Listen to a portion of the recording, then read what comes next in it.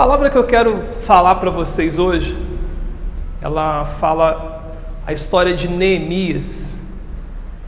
Neemias, um grande homem de Deus, um sujeito que não era nada, não era ninguém, nasceu como escravo em um país diferente do seu, mas conseguiu dar a volta por cima, conseguiu alcançar bom êxito e fazer da sua história uma história de inspiração, principalmente para nós nos dias de hoje. Tanto foi a sua inspiração, o exemplo, aquilo que Deus fez na vida dele, através da vida dele, que Deus, aprove a Deus deixar isso registrado nas Escrituras Sagradas, para que nós pudéssemos ter como exemplo de fé, de busca por um Deus que trabalha em favor daqueles que nele esperam, por um Deus que ama aqueles que o amam. E aqui nós vamos tirar grandes exemplos, porque a Bíblia fala que aquele que teme a Deus, ele ficará em memória eterna. O que mais nós queremos como seres humanos é viver bem, é alcançar os nossos objetivos, nossos sonhos, viver em paz, em alegria, viver uma vida boa enquanto nós estivermos nessa terra. E muitas vezes nós não sabemos como, porque vivemos, tomamos ações, atitudes, e às vezes nós não estamos vivendo aquilo que nós queremos, ou aquilo que nós sentimos no nosso coração que nós poderíamos viver melhor. E não acontece conforme nós gostaríamos. E quando nós vamos analisar a situação da nossa vida, nós percebemos que nós estamos agindo por impulso próprio, estamos vivendo vida de tentativas e erro, não temos um norte, não temos uma direção, e por isso que muitas vezes nós sofremos, perdemos, erramos, falhamos, sofremos, nos lamentamos, porque queremos viver a vida, ou como alguns, deixa a vida nos levar. E a vida sempre vai nos levar para um lugar de dor, de angústia, de tristeza, de lamento, de morte, de sofrimento. Mas a Bíblia fala assim, Jesus ele diz, eu sou o caminho, eu sou a verdade, eu sou a vida. Ele é a vida. Você quer vida para os teus sonhos, vida para o teu negócio, vida para a tua família. Você quer vida para o teu ministério, vida para você? Siga Jesus. Coloque os passos, os princípios, os fundamentos de Cristo em prática na sua vida, porque você vai viver uma vida melhor. Você vai superar as dificuldades. Jesus ele disse que no mundo nós teríamos aflições. As aflições, as dificuldades, elas vão nos assolar.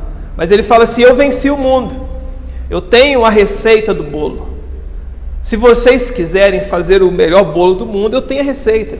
Se vocês quiserem viver a melhor vida do mundo, eu tenho a receita. É só colocar os meus princípios em prática, porque eu venci o mundo. E faço de vocês pessoas mais do que vencedoras. Neemias, um homem que viveu ele viveu mais ou menos 150 anos, não é exato a história, mas mais ou menos 150 anos ele viveu depois de que Israel foi levado como escravo para a Babilônia, no ano de 586 anos antes de Cristo. E ele viveu mais ou menos 150 anos. Naquele tempo, Jerusalém, a nação de Israel, Jerusalém principalmente, foi totalmente destruída, devastada.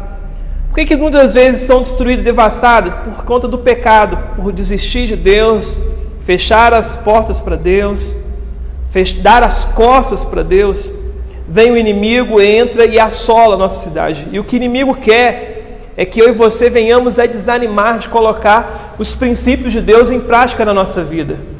Nós desprezarmos os textos da Bíblia Sagradas, as orientações que vêm do altar de Deus, as inspirações do altar de Deus. o discernimento, os ensinamentos, a disciplina de Deus.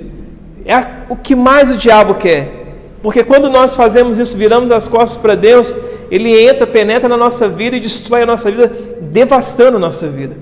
E o que Israel fez foi justamente isso, virar as costas para Deus.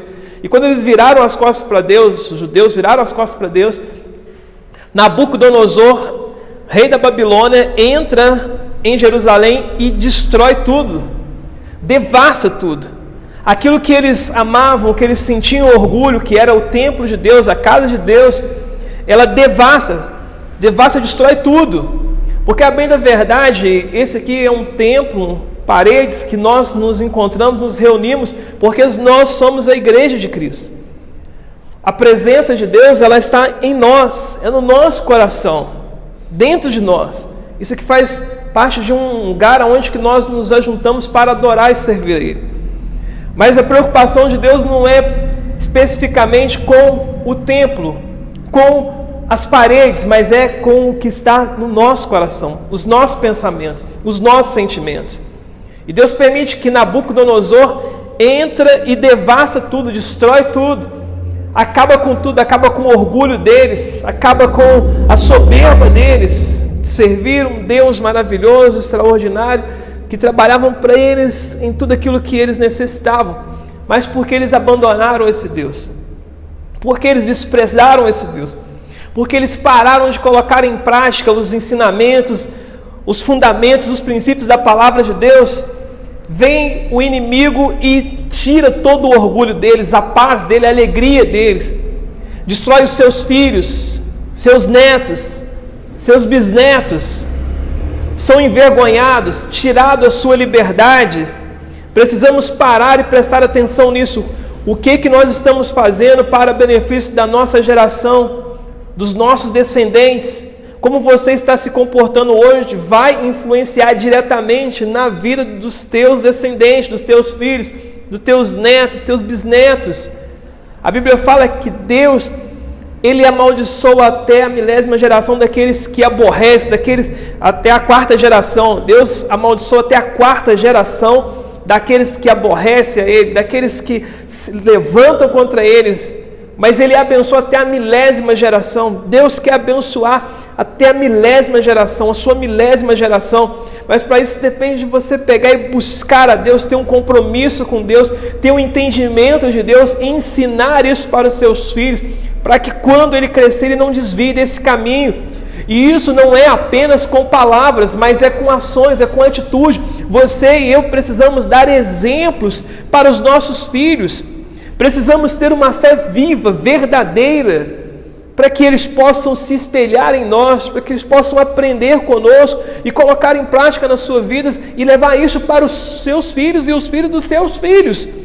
E com isso fazer uma geração forte, uma descendência forte, uma descendência que marche pela essa terra, clamando, louvando, engrandecendo o nome do Senhor Jesus Cristo e dizendo que valeu a pena servi-lo em todos os tempos. Eles agora são levados da sua terra e são levados para um país distante, levados para um lugar onde que eles não tinham liberdade, onde que eles não tinham prazer de viver, fora da sua cultura, fora do seu aconchego. E eles ficaram escravos ali por 70 anos. 70 anos. Geração pós geração. Sofrendo, sendo humilhado, num país distante, longe da sua casa, longe da sua parentela, longe do seu orgulho, longe daquilo que eles consideravam a presença de Deus, até que chega um determinado momento, em Neemias capítulo 1, que eles pegam e o rei Ciro, ele resolve mandar o povo de volta. Talvez eles tenham buscado a Deus, sentido a necessidade de voltar para Deus. E Deus é que está no controle de todas as coisas, nós precisamos entender isso. Deus está no controle de todas as coisas, nós dependemos dele, precisamos clamar a Ele, buscar a Ele. E Deus coloca então no coração do rei Ciro para que o rei Ciro mandasse aquele povo de volta para suas casas, para a sua terra, para que aquele povo pudesse construir novamente. Era Deus dando uma nova chance para aquelas pessoas, para que elas pudessem buscar a Deus, para que elas pudessem voltar para Deus, elas voltarem mais firmes, elas voltarem com mais intensidade a buscar a presença de Deus e reconstruir a cidade, reconstruir o templo aonde se manifestava a presença de Deus. Só que eles não tiveram tanto empenho, e por 60 anos aquela construção ela foi se rastejando, e eles não conseguiram, porque mais uma vez eles falharam, não voltaram com tanta intensidade. Nós estamos vivendo um momento tão difícil que nós passamos. Quando iniciamos o problema da pandemia, nós falávamos, olha, Deus está agindo, Deus está fazendo alguma coisa, e nós achávamos que era algum tipo de uma ação de Deus ou permissão de Deus para que nós pudéssemos voltar para Deus. E será que nós agora, depois de clamarmos, depois de orarmos, ainda não estamos, eu creio pela fé que estamos chegando ao fim de tudo isso, mas passado por grande parte desse momento difícil que nós vivemos, será que nós estamos voltando para a presença de Deus com tanta intensidade? Por algum tempo a igreja não pôde abrir agora com um momento reduzido, um tempo reduzido, poucas pessoas reduzidas num lugar por culto, mas nós começamos a voltar, assim como eles, não voltaram todos, mas voltaram uma grande parte, voltaram para a sua casa para construir a cidade, para reconstruir a cidade, para reconstruir o templo de Deus. Agora nós estamos tendo a oportunidade de voltarmos para os nossos cultos, para nós reconstruirmos a cidade, ganharmos pessoas para Deus, para Jesus, sermos exemplo, para nós reconstruirmos o nosso ministério, nossa igreja, para nós reconstruirmos a nossa comunhão, a presença de Deus, as nossas alianças com nossos irmãos. Será que nós estamos voltando com a mesma intensidade? Será que nós estamos voltando com a mesma força, ou maior ainda, mais intensa, buscando o Senhor? Será que nós estamos voltando como no primeiro amor? Como está a nossa expectativa nesse retorno, nessa possibilidade, ainda que seja pequena, mas engateando, mas avançando? Como que temos agido? Será que nós vamos ter a mesma condição e situação que eles viveram depois de 70 anos, isolados, não podendo estar no lugar onde que eles louvavam a Deus, eles glorificavam o nome do Senhor, eles buscavam a presença de Deus, agora eles retornam, e mais 60 anos eles não conseguem construir a presença de Deus? É lamentável, mas é possível que nesse momento pessoas não irão conseguir reconstruir a sua presença com Deus, o seu momento com Deus, as suas alianças com Deus. É possível que nesse momento algumas pessoas, elas vão pós-pandemia, essas pessoas elas vão se perder, elas vão abandonar a fé, porque elas deixaram de buscar a Deus com intensidade, com verdade, com veemência, de todo o seu coração. E a Bíblia fala em Jeremias capítulo 11, a partir do versículo 29, que se nós buscarmos a Deus de todo o nosso coração, de toda a nossa força, Ele vai deixar ser achado por Ele. Será que nós estamos buscando de todo o nosso coração, com toda a nossa força, com todo o nosso entendimento, a presença desse Deus que nos ama, que tem nos protegido, que nos tirou das trevas para a sua maravilhosa luz? Ou será que nós estamos levando no oba-oba? Será que nós estamos falando, não, ainda tenho Deus no meu coração, e vai vivendo a vida, vai levando a vida, não, amanhã eu vou. Nós estamos mudando o nosso costume, nós estamos mudando o nosso hábito, e com isso nós estamos nos afastando da presença de Deus, e isso vai ser um preço muito alto que nós iremos pagar, e a Bíblia mostra para nós que eles pagaram. Por 60 anos, eles ainda ficaram vivendo pior do que eles viviam quando eles estavam na Babilônia. Porque quando eles estavam na Babilônia, apesar de eles serem escravos, eles tinham que comer. Agora eles estavam fora e eles estavam sofrendo, estavam pior. Estavam sendo envergonhados, estavam sendo roubados, seus filhos estavam sendo violentados. porque eles não tinham proteção, a cidade estava destruída, as muralhas que cercavam a cidade para proteger a cidade estavam todas em ruínas, derrabadas no chão. A presença de Deus, o templo de Deus, ele estava destruído, precisava reconstruir. O que aquelas pessoas fizeram ao voltar daquele exílio? Ao invés de buscarem a presença de Deus, ao invés de priorizar a reconstrução da cidade de Jerusalém, a reconstrução do templo de Deus, eles pegaram e ficaram vivendo a vida. Não, agora acabou a escravidão, agora a gente pode pegar e ir para lá, ir para cá, ir para a festa, ir para não sei o que, agora a gente pode. Será que nós vamos fazer também a mesma forma como eles fizeram, pós-pandemia? E diz a Bíblia que eles passaram uma situação muito difícil, roubo, morte, e eles eram envergonhados, as pessoas tinham vergonha, tinham nojo deles, as pessoas batiam, brigavam, roubavam, e eles estavam sendo tão humilhados, tão massacrados, que eles já não estavam aguentando mais, a ponto de algum deles irem visitar a Babilônia, na expectativa de conseguir algo diferente. E de Jerusalém até Babilônia eram centenas e centenas de quilômetros. E eles andaram, tanto era a necessidade deles buscarem socorro em algum lugar, que eles foram até Babilônia para visitar o seu amigo Neemias, para que pudesse, talvez, conseguir algo em benefício, em favor deles. E diz a Bíblia em Neemias capítulo 1, que eles chegam até Babilônia, e quando eles chegam em Babilônia, eles procuram Neemias. Neemias fala: eles vieram me visitar, andaram centenas e centenas de quilômetros, e quando eles chegaram naquele lugar, falaram para Neemias: Neemias, nós tentamos, 60 anos nós tentamos, mas não conseguimos construir Jerusalém.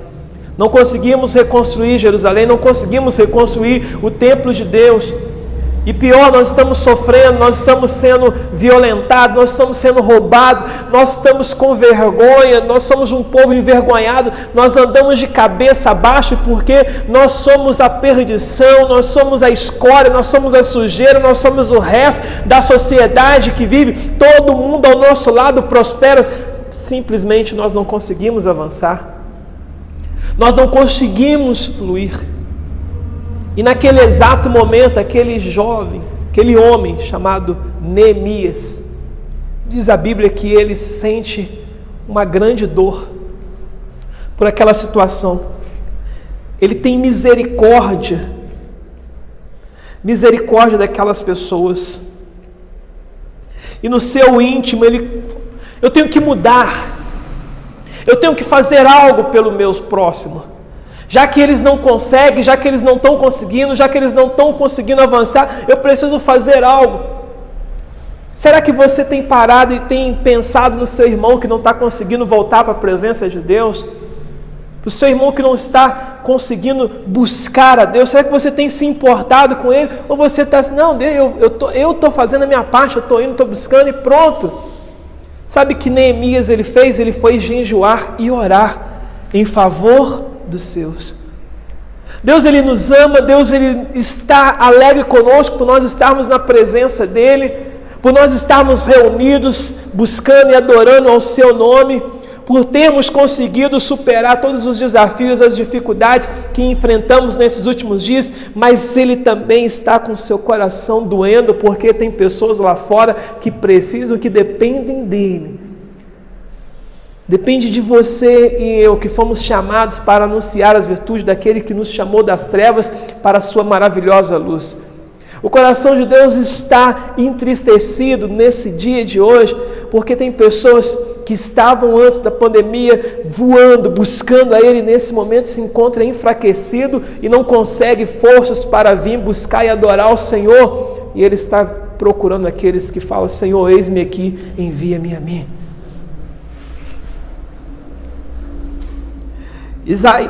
E Neemias capítulo 1, versículo 3 ao 4, diz assim o texto: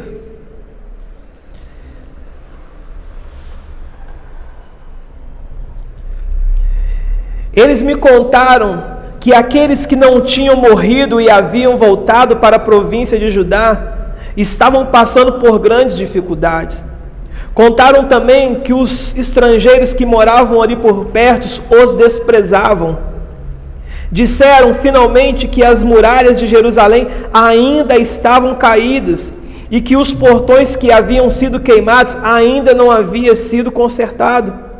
Quando ouvi isso, eu me sentei e chorei. Durante alguns dias eu fiquei chorando e não comi nada. E fiz a Deus esta oração. Quando ele entendeu aquilo, ele falou assim: eu preciso fazer algo. Eu não quero comer. Eu quero consagrar a Deus, eu quero jejuar, eu quero mostrar para Deus, Senhor, eu não posso estar alegre, satisfeito quando eu estou comendo, quando eu estou forte, quando eu estou adorando ao Senhor, e os meus irmãos estão caídos, não têm força para buscar a Tua presença, para vir buscar o Teu reino, não estão conseguindo reconstruir a casa de Deus, a morada de Deus. O teu corpo é morada de Deus, é templo do Santo Espírito de Deus, e precisamos nos empenhar para mantermos isso, para reconstruirmos isso, pois é a garantia da nossa salvação.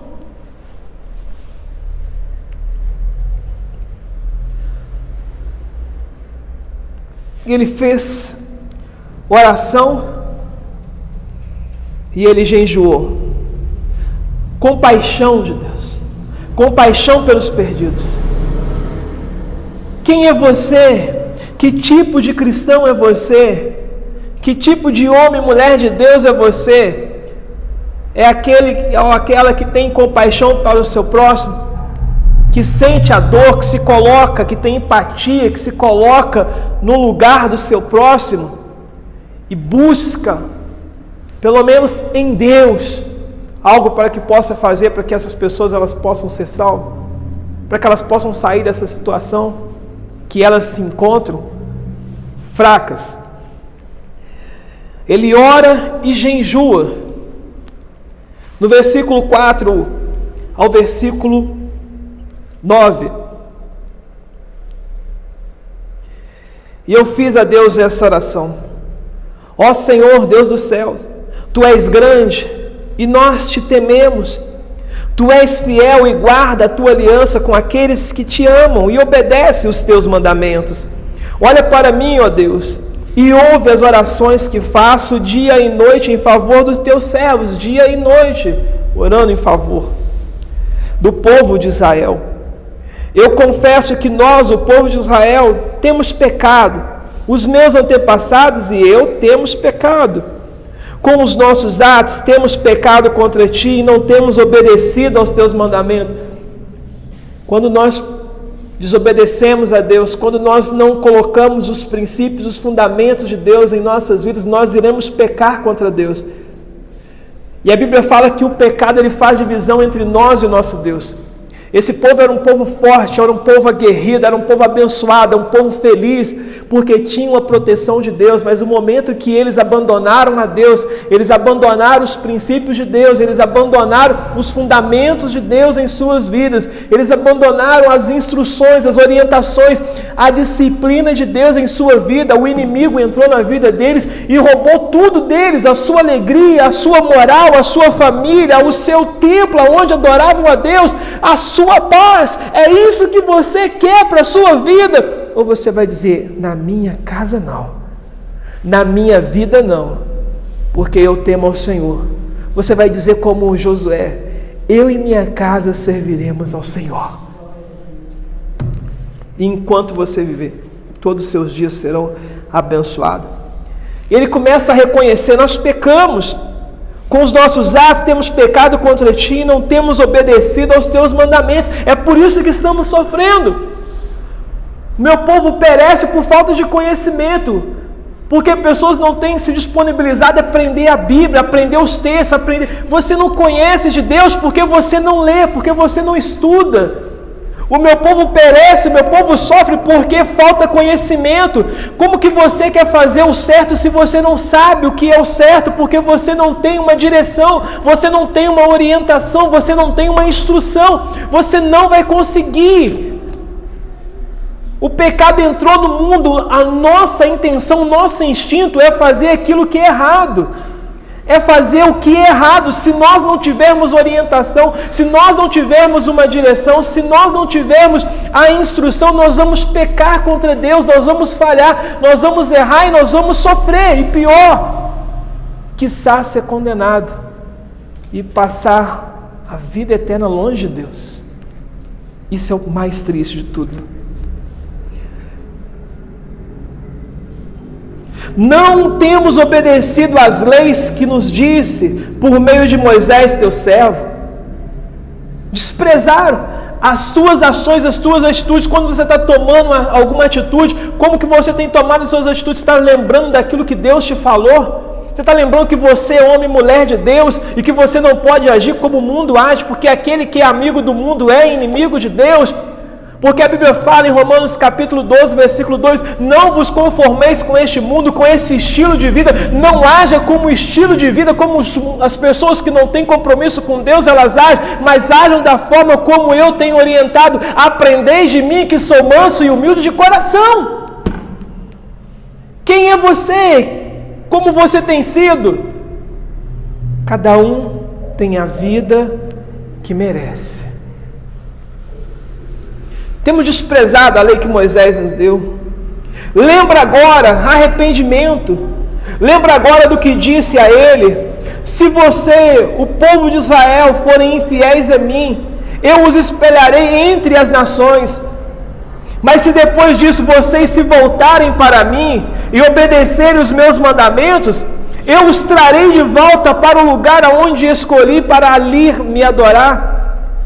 Mesmo que vocês estejam espalhados pelos fins da terra, mesmo que você esteja no pior, no mais profundo abismo, se você buscar, se você se arrepender, eu vou trazer você de volta para perto de mim, para minha proteção, porque debaixo das minhas asas vocês estarão seguros, porque eu amo vocês. Olha que lindo! Mas se depois disso vocês voltarem para mim e obedecerem os meus mandamentos, eu trarei de volta para o lugar em que escolhi para ali ser adorado, mesmo que vocês estejam espalhados pelos fins da terra. E ele faz isso por 4 meses. Ele ora, ele jejua, ele busca a Deus, ele estava pedindo graça a Deus.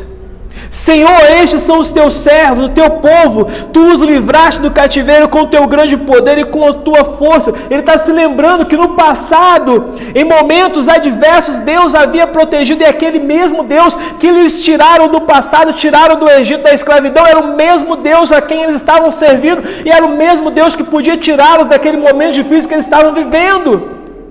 Precisamos lembrar de onde você e eu saímos. Outrora nós estávamos em treva, outrora não sabíamos o que fazer da nossa vida, outrora nós estávamos perdidos e em direção à condenação, mas um dia nós falamos: Senhor, eis-me aqui, e o Senhor nos resgatou para nos salvar. Precisamos lembrar disso. Esse mesmo Deus que um dia te tirou, um dia te abençoou, um dia te deu vitória, é o mesmo que vai te tirar do momento difícil que você está vivendo, te resgatar, te pegar pela mão direita e dizer: eu sou teu Deus, eu te amo, vem comigo, eu sou contigo.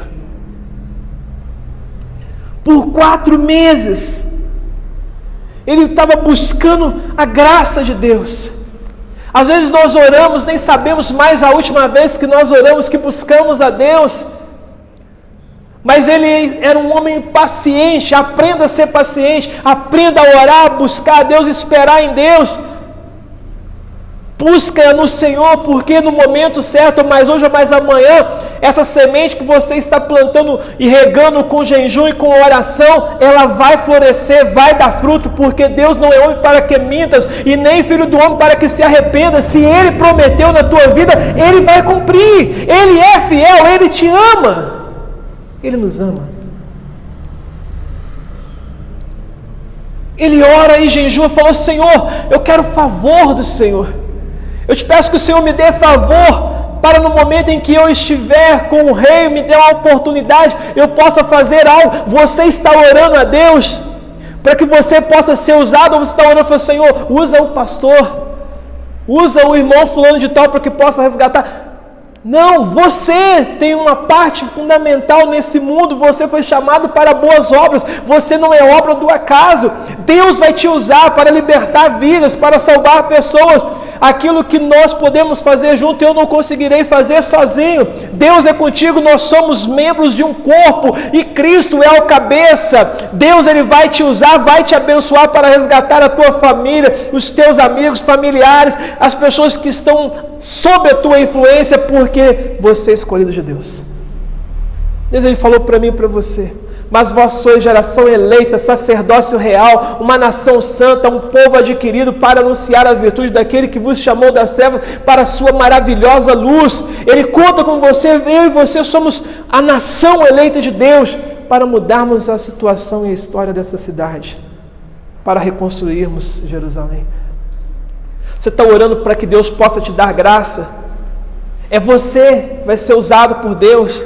É você que vai mudar a história da tua casa, da tua família, dos teus vizinhos. É você, mas você precisa orar: Deus, Senhor, me dá graça, me dá favor, para que eu possa ser usado como instrumento nas tuas mãos, para fazer a diferença, para impactar vidas, para mudar a história daqueles que me cercam.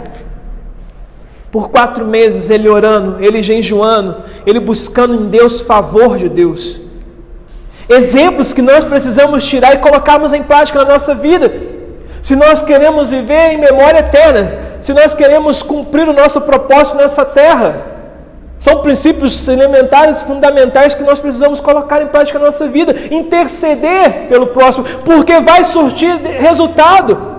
Agora, se nós ficarmos com os nossos braços cruzados, achando que vai mudar as coisas, nunca vai mudar. Se nós ficarmos preocupados apenas com a nossa vida, olhando a nossa vida, não o que eu quero, o meu sonho, aquilo outro, como vai ficar essas pessoas? Nós temos um momento de passageiro por essa terra. É bom conquistar coisas, é bom viver bem, mas o principal é vivermos a eternidade. E o principal é o quanto de pessoas que nós vamos levar para viver a eternidade. Isso que Deus quer saber. É isso que Deus vai querer saber amanhã. É isso que vai se importar para Deus amanhã. Não é o quanto de dinheiro que você arrecadou, não é o quanto que você estava feliz aqui, mas o quanto que você levou de pessoas para a vida eterna. Porque para isso nós somos chamados e nós fomos escolhidos. Então Neemias, ele sente uma dor pelo estado miserável do que seus compatriotas estavam passando. Você está sentindo uma dor pelo estado miserável que os teus irmãos na fé estão passando? Ou por aqueles que ainda não conhecem a Cristo, mas estão sofrendo e precisam conhecer o nome do Senhor? Você está sentindo uma dor, você não está se importando com Ele. Como que você quer ser lembrado amanhã? Como Neemias, que reconstruiu a cidade de Jerusalém, que reconstruiu o templo de Deus? Ou você quer ser esquecido, nem ser lembrado, passar despercebido na história dessa vida? Como que você quer? Deus procura verdadeiros adoradores que o adoram em espírito e em verdade, que não prioriza esse mundo, mas prioriza aquele que é lá dos céus, aquilo que vem do alto. Segundo, oração, uma vida de oração, uma vida de jejum, uma vida de persistência, 4 meses orando, não, eu acredito, Deus vai dar, Deus vai... Como que tem sido a tua oração? Você tem orado, você tem acreditado, você tem sido perseverante, você tem dado glória a Deus, ou você vive uma vida de murmuração, reclamação, disse-me-disse, contenda, intrigas? Como você tem agido? Quem é você? Que tipo de cristão é você? Que tipo de homem de fé, de homem ou mulher de Deus é você? Que tipo de religioso é você? Deus está te chamando para ser o verdadeiro adorador, que o adora em espírito e em verdade, não em mentira, não em engano. Isso não é brincadeira, tudo isso que passou, estamos ainda passando, é para demonstrar que nós precisamos voltar a Deus. Reconstruirmos, é uma oportunidade que nós estamos tendo para reconstruir a presença de Deus nas nossas vidas, o templo de Deus, a morada de Deus em nossas vidas. Um homem paciente, um homem que busca favor de Deus para impactar pessoas, porque ele estava no palácio. Neemias estava no palácio. Neemias, ele era um homem importante na Babilônia. Ele era o copeiro do rei. O copeiro do rei, ele servia. Antes do rei comer, ele precisava comer porque as pessoas sempre tentavam matar os reis. Então, envenenar os reis. Então, para não envenenar o rei, sempre tinha o copeiro, porque se alguém tentasse envenenar o rei, o copeiro, ele vinha a óbito. E Neemias era o copeiro do rei, que comia com o rei, que alimentava para que o rei pudesse alimentar. Ele tinha intimidade com o rei. Era uma pessoa importante. Deus está te dando importância, Deus está te dando relevância, Deus está te dando uma possibilidade de influenciar pessoas para que você possa proclamar o nome do Senhor, trabalhar em favor daqueles que nele esperam. E Neemias, ele pede uma oportunidade. A partir desse momento ele começa a orar, ele fala: Senhor, eu preciso de uma oportunidade para abençoar o meu compatriota. Você tem sido uma pessoa que tem buscado, pedido a Deus uma oportunidade para proclamar o Evangelho, para falar do amor de Deus, para tirar as pessoas da miséria, para as pessoas da solidão, da tristeza, da depressão, da angústia. Você tem sido essa pessoa que tem sido se colocado à disposição de Deus para ser instrumento de Deus nas mãos dele. Quem é você? Neemias era esse tipo de pessoa, que ele estava buscando uma oportunidade. No capítulo 2, no versículo 1 ao 3, o que vou contar aconteceu 4 meses mais tarde. Depois de 4 meses ele orando, no ano do reinado do Artaxerxes, um dia, quando o rei estava jantando, eu peguei vinho e o servi. O rei nunca me havia visto triste, e por isso perguntou: por que você está triste? Você não está doente? Por quanto deve estar sentindo infeliz? Então eu fiquei com muito medo e respondi: que o rei viva para sempre. Como posso deixar de parecer triste quando a cidade aonde os meus antepassados estão sepultados está em ruína e os portões estão queimados? Ele busca uma oportunidade. Ele buscou uma oportunidade para que ele pudesse interceder em favor dos seus. E olha só um fato interessante, que ele era um escravo, ele estava distante, nasceu num país onde que ele era escravo, e ele foi galgando, não conta a Bíblia, mas imagino eu, que ele foi galgando os escalões, e foi subindo, foi crescendo no reinado do rei, a ponto de chegar a ser copeiro, um homem de confiança do rei. E diz aqui o texto que o rei nunca havia visto ele triste. Como pode um escravo nunca se apresentar triste?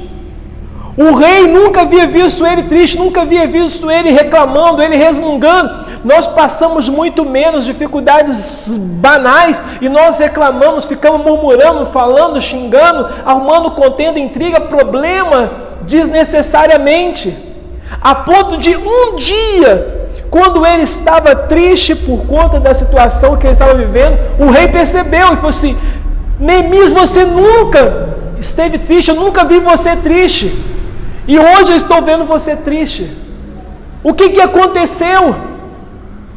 Quem é você? Você é uma pessoa que está o tempo todo reclamando, o tempo todo resmungando, chateado com a vida, chateado com a tua existência? Ou você é uma pessoa que louva a Deus, agradece a Deus por você estar vivo, por você estar andando, por você estar respirando, por você ter a condição de alimentar, com quem alimentar, de sorrir, de viver, de acordar um novo dia e falar assim: eu vou vencer. Quem é você?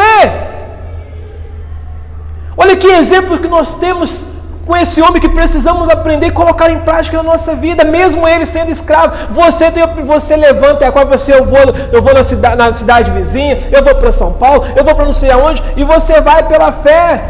Esse homem não podia, mas era um homem feliz, porque a felicidade não está no lugar onde você está, mas quem está dentro de você.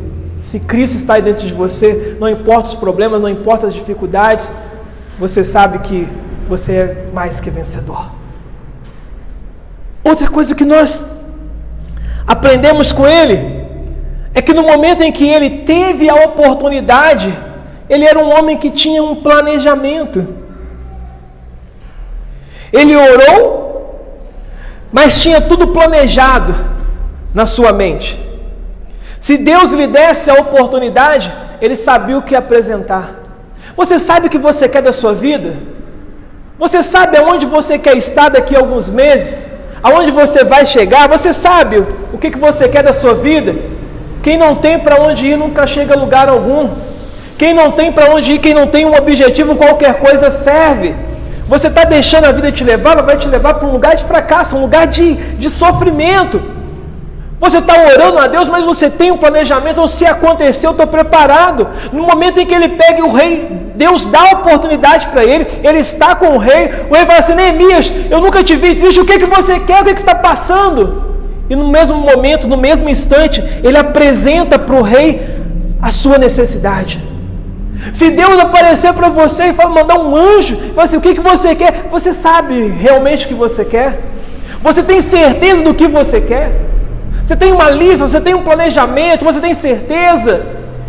Ou você está só resmungando por resmungar? Tem gente que só resmunga, só fala, só chia. Isso que Deus fica bravo, porque a pessoa chia, resmunga, reclama, mas não tem um objetivo na sua vida. O que você quer? Se está sol, você reclama. Se está noite, você reclama. Se chove, você reclama. Se está frio, você reclama. Você reclama de tudo. Você é chato demais.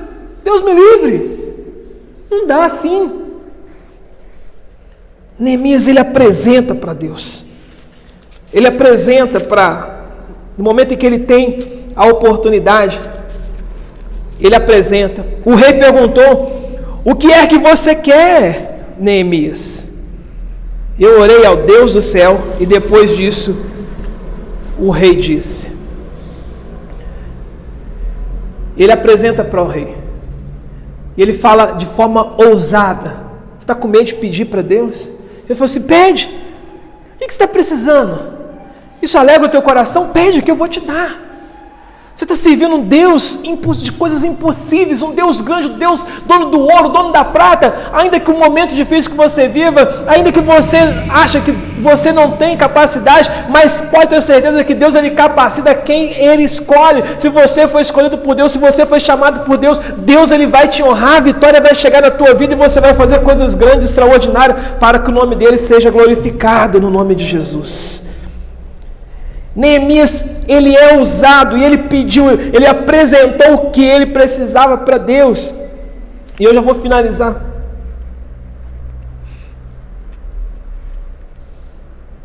E depois disse ao rei: se o Senhor está contente comigo e quiser atender o meu pedido, deixe que eu vá para a terra de Judá, a fim de reconstruir a cidade onde os meus antepassados estão sepultados.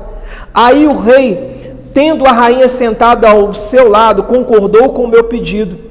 Ele me perguntou quanto tempo eu ficaria fora e quando voltaria, e eu disse: então pedi ao rei um favor, que me desse carta para os governadores da província de Eufrates, a oeste, com as instruções para que me deixassem passar e chegar até a região de Judá. Também pedi uma carta para Asaf, o guarda florestal do rei, mandando que me desse madeira para fazer os portões da fortaleza que protege o templo e para fazer as muralhas da cidade e a casa onde eu iria morar. E o rei me deu tudo o que eu pedi, porque Deus estava comigo. Deus está contigo. Peça para Deus o que você precisa. Você tem certeza do que você precisa? Peça para Deus, porque Deus, ele vai te honrar. Espere um momento, um tempo. Um dia para Deus é como 1000 anos, 1000 anos é como um dia. O teu momento vai chegar, não desista, seja paciente, seja perseverante, seja humilde, seja sábio, seja obediente, seja corajoso, seja ousado, porque Deus é contigo, a vitória vai chegar e Deus vai trabalhar em teu favor para que você glorifique e bendiga o seu santo nome.